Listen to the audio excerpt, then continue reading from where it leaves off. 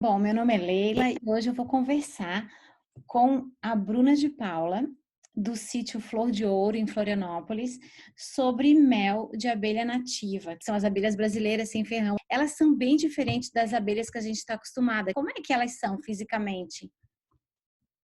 Oi, Leila, tudo bom? Obrigada pelo convite. Então, a gente tem aí uma extensa gama de espécies de abelhas nativas sem ferrão, estimadas mais ou menos em umas 300 espécies só aqui no Brasil, e elas são muito diferentes, tanto em relação a essa abelha clássica, né, que a gente conhece, a abelha com ferrão, que eu vou chamar de Apis, e elas são diferentes entre si também. Então, a gente tem desde abelhas muito pequenininhas, como a jataí, que é uma abelha que o pessoal costuma conhecer mais, que está inclusive em ambientes urbanos hoje em dia, e ela é bem pequenininha, magrinha, até até abelhas maiores, mais ou menos do mesmo porte da apis, mas com colorações diferentes, né? Como a urso amarela, por exemplo, ela ocorre muito nessa região do litoral, e ela é toda amarela, ela também é conhecida como bugia por causa da cor dela. Então tem essa grande diferença, né? Física entre as abelhas sem ferrão e também são bem diferentes em relação à apis. O mel de abelha nativa é um mel muito diferente do mel da Apis. Sim, elas têm na verdade, todo um funcionamento bastante distinto, né, em relação à apis. Desde a construção da colmeia delas, é toda uma estrutura diferenciada em relação à apis, e a produção de mel também. Elas têm um mel que ele é um mel muito mais líquido, até 20% mais líquido do que o mel de apis, então ele tem uma consistência bem diferente. E por ele ter esse caráter de ser mais líquido, ele tem uma concentração de açúcar muito menor do que a apis. Então a gente consegue ter aí, perceber uma gama das notas de sabor com muito mais facilidade nesses méis do que no mel de apis, que é a abelha com ferrão, né? Esse aqui é de uruçu amarela, que é o nosso carro-chefe aqui de produção, que é a bugia que eu falei antes para vocês. Ela é a nossa abelha que mais produz mel aqui. E eu vou colocar aqui para vocês terem uma ideia aqui da consistência dele. Deus, é muito líquido. Ele é muito diferente. Bom, como eu te falei, são várias espécies diferentes e o bacana é que cada espécie tem um sabor diferente, características diferentes, né? Mas o que a gente recomenda é, em geral, assim, para uso, é principalmente na finalização, porque ele é um mel que ele tem esses sabores, né? Que ele mostra essas nuances, às vezes mais ácido, às vezes um pouco mais floral, amadeirado. Então, para você conseguir ter essa presença desses sabores, né? Valorizar, a gente recomenda mais na finalização, tanto de sobremesas ou na finalização de saladas. Ele também pode compor bem a harmonização com queijos. Ele é um mel bem interessante, que se usa em quantidade menor que o outro mel, porque ele é um mel que tem uma produção muito menor, então ele é um mel bastante mais caro do que o mel de mesa, de apis, e tem esses usos mais sutis e delicados, né, mas que valorizam bastante os pratos. Essa questão da diferença de produção, a gente estava falando antes sobre isso, né, Bruna? Então, a abelha Apis produz mais ou menos 15 quilos por ano. É uma média mais ou menos, né, aproximada a essa de 15, 20 quilos de produção de mel por colmeia, vamos dizer assim, né, da apis.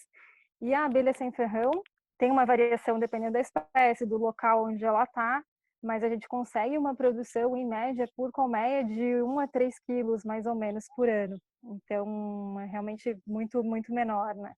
É um produto bem mais especial. E essa questão de como é que eles produzem o mel, que eu achei bem interessante, que eles produzem tipo essas abelhas produzem dentro de um potinho de resina. Como é que é essa questão aí? Na verdade, ele é feito a partir da cera, né? A cera que é secretada por glândulas da própria abelha, e ela forma esse material que a gente chama de cerume, que é essa cera misturada com própolis.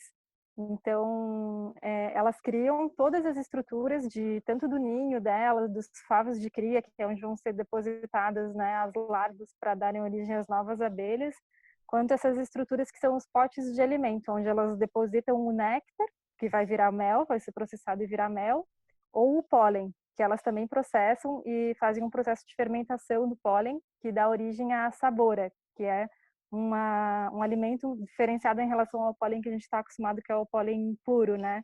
que é coletado diretamente da flor.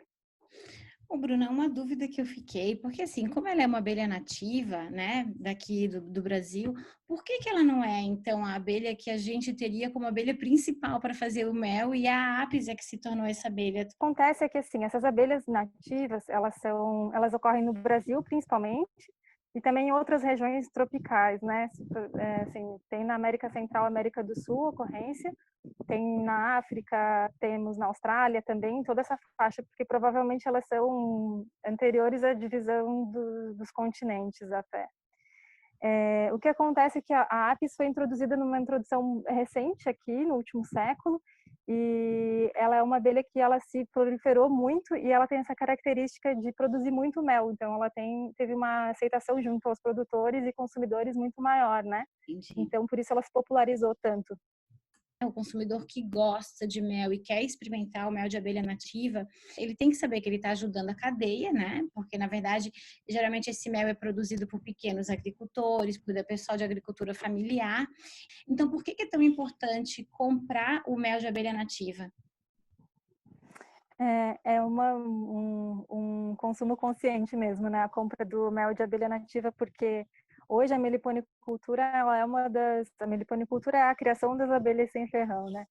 E ela é a principal forma hoje de preservação e propagação dessas espécies, que no ambiente natural já encontram muita dificuldade para se propagar naturalmente, né? Então, quando você está comprando um produto como esse, você está ajudando que não se percam mais espécies de abelhas nativas, além do que a gente já perdeu durante os últimos anos. E essas abelhas prestam serviços de polinização, por exemplo, que são insubstituíveis, né? Tem certas abelhas que têm, abelhas nativas que têm relações coevolutivas muito próximas com certas espécies florais. Então, são elas que polinizam aquelas espécies e a sobrevivência dessas espécies de fauna e dessas abelhas codependem, né? Então, é muito importante que a gente incentive, né, a criação desse tipo de abelha. Que geralmente é isso que você falou, está muito associada à agricultura familiar, à agroecologia. A gente aqui planta em sistema agroflorestal, né, agroecológico, e são duas atividades que se complementam muito, né? A gente planta aqui junto das nossas hortas, nossas lavouras, também espécies melíferas que têm esse foco, né, para a alimentação das nossas abelhas, e elas, em contrapartida, também fazem esse serviço de polinização que é fundamental. Então, lá no sítio Flor de Ouro, eles produzem 6 tipos de mel diferentes, porque são 6 espécies diferentes de abelha. Vamos ver se vai dar para ver aqui. Olha que É a graça. nossa coleção de méis. Ela é a caixinha aqui, ela é feita em madeira de demolição reaproveitada. Uhum. E aqui a gente tem as 6 espécies. A gente trabalha com jataí, mandaçaia, tubuna, uruçu amarela, manduri e guaraipo. E aí vem o melzinho, então, de cada uma delas. Essa aqui é uma da saia. Não sei se no vídeo vai dar para ver, mas elas são bem as colorações diferentes também dos Sim, méis.